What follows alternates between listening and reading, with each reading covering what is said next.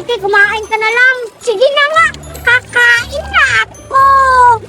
Wow!